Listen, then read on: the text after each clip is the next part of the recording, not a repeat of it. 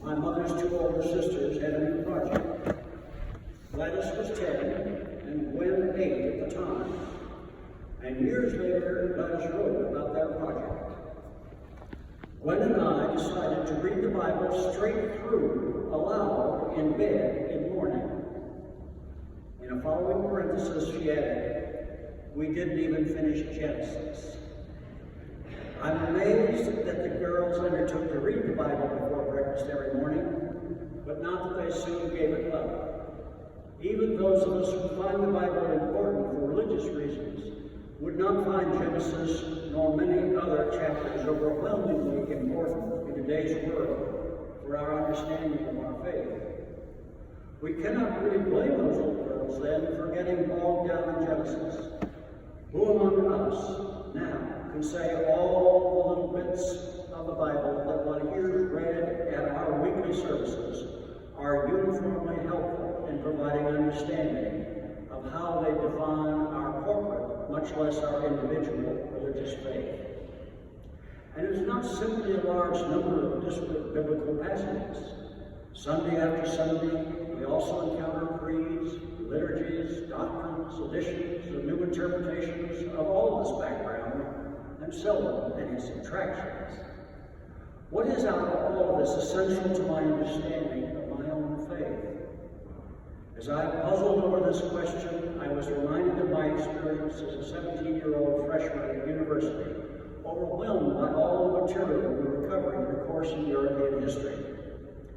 Fortunately, our professor, Roland G. Usher, whom privately we called Gusher because he erupted ever more material for us to learn, posted a list of what he called the irreducible minimum. It was a list of all the facts one had to know in order to pass his final examination. What might I put on my own list of what, amidst all our scriptural stories and doctrines, might be termed my irreducible minimum for my faith in Christianity? And what follows this morning will only be a partial list, obviously. At first, an answer appears obvious.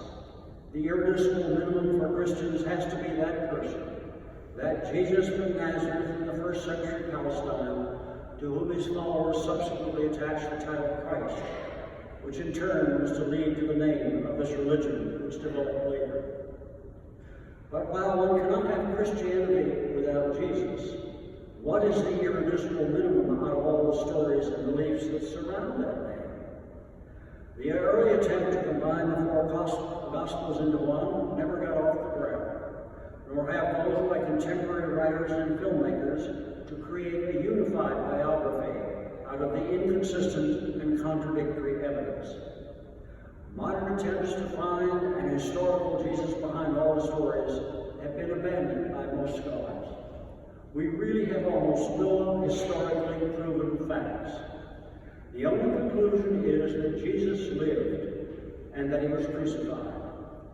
Given when and where he seems to have lived, he probably was an observant Jew and probably did not start a new religion that arose after his death.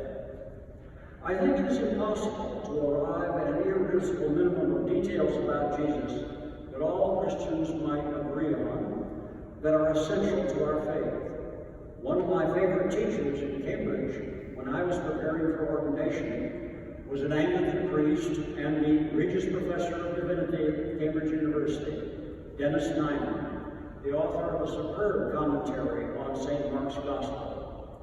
The story goes that he was having breakfast one morning in Trinity College there when the wife of the master asked him, "And do you believe in the resurrection, Professor Nyman?" "Of course not," came the prompt reply. "Would you please pass the mustard?" Obviously, he was having an English banger for breakfast.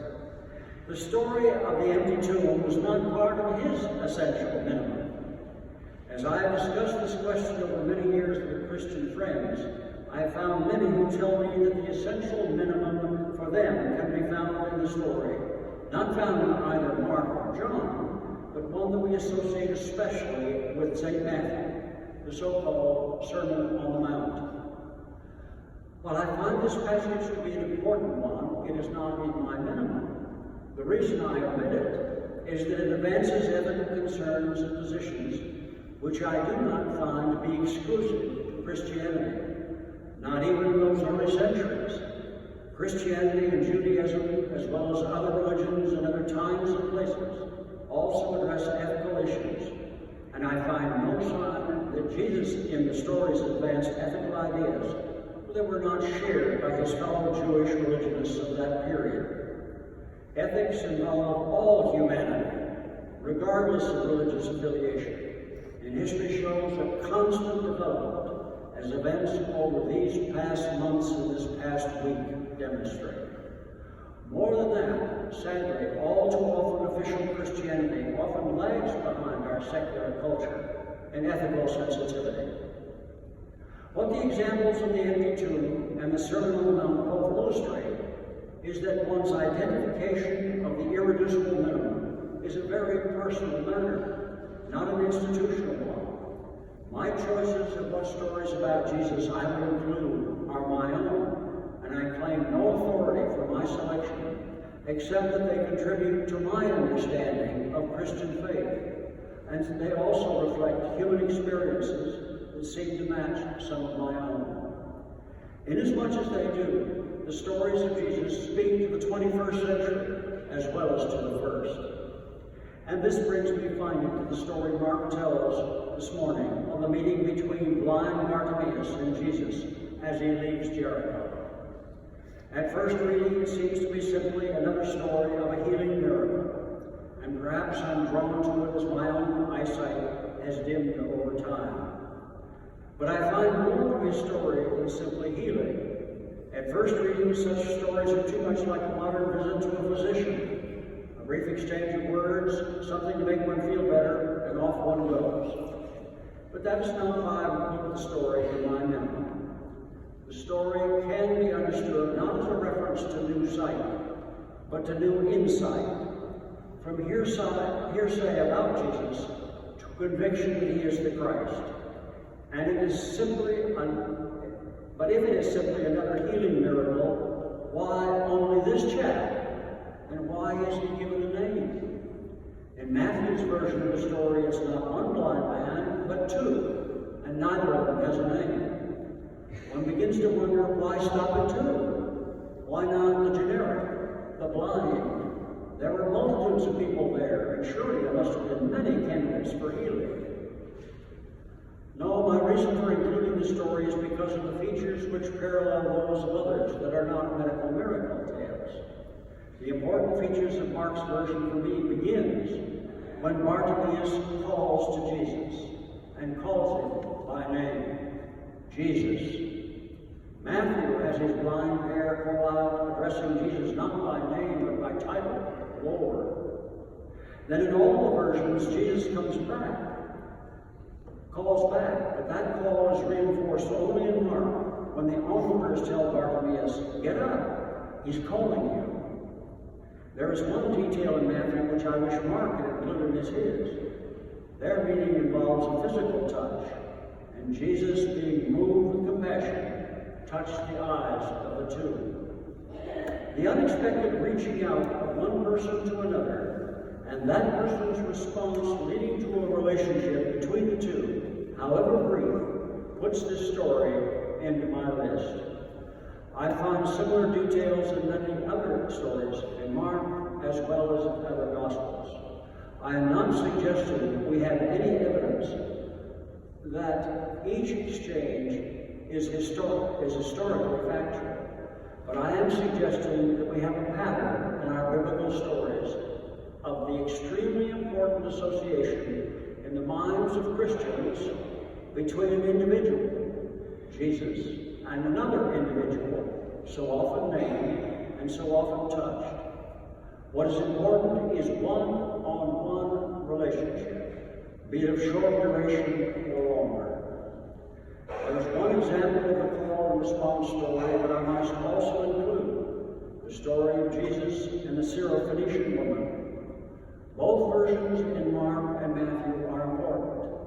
Here, the woman, who is not Jesus, cries out to him.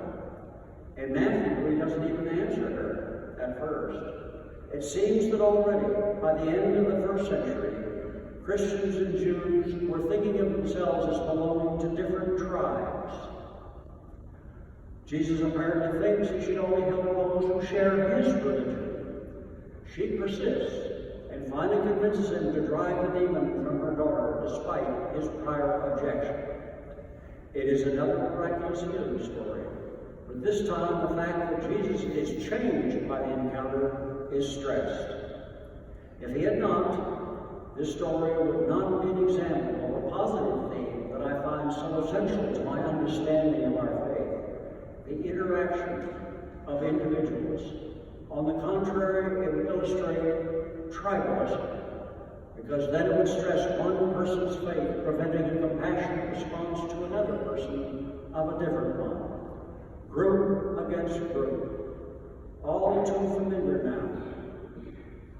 In these past years, and in the horrific events of this past week, reminding us of tribalism's even more destructive consequences in religious wars of the past. The only thing that rescues this disturbing passage is the fact that Jesus changes his mind. It is then this emphasis upon the interaction of one person with another that constitutes the essential component of my understanding of my Christian faith. And hence these stories which have Jesus calling to another person and that person's return call belong in my irreducible memory. So far I've mentioned relationships of Jesus with the blind Bartimaeus and the Syrophoenician woman, and of course I need to add his relationship with his disciples. These 12 are each called by name and are thus identified as individuals. They respond to this call and clearly find Jesus very important, and he them. They come as well to find each other significant. But the most important feature of all, I think, is they are personally changed because of their ties to Jesus and each other. Each is changed by relationships. There are two additional details of their story that also seem to match our human experience. There will be a finite number of individuals that lead to close personal ties during a lifetime. Hence their specific number here of 12. And the duration of relationship can be enriching. These 12 were with Jesus over the duration of his short adult life. My list reflects what I've long known, but which every year has been reinforced. It is my ties to individuals that make my life worth living. They are the most important thing of all. Starting and still continuing with another generation are my ties to my family. But it is far more than family alone. The number of persons in whom I have come to find Jesus continues to amaze me. Some relationships have been long and some very brief. Not all of our human interactions are significant. We know the ones that are. Those in which we call each other by name. Those in which the clasp of hands is not perfunctory. Most important of all, those relationships that we recognize are changing us, changing the person one thinks one is. Nothing in the biblical stories nor in our experience explains the mystery.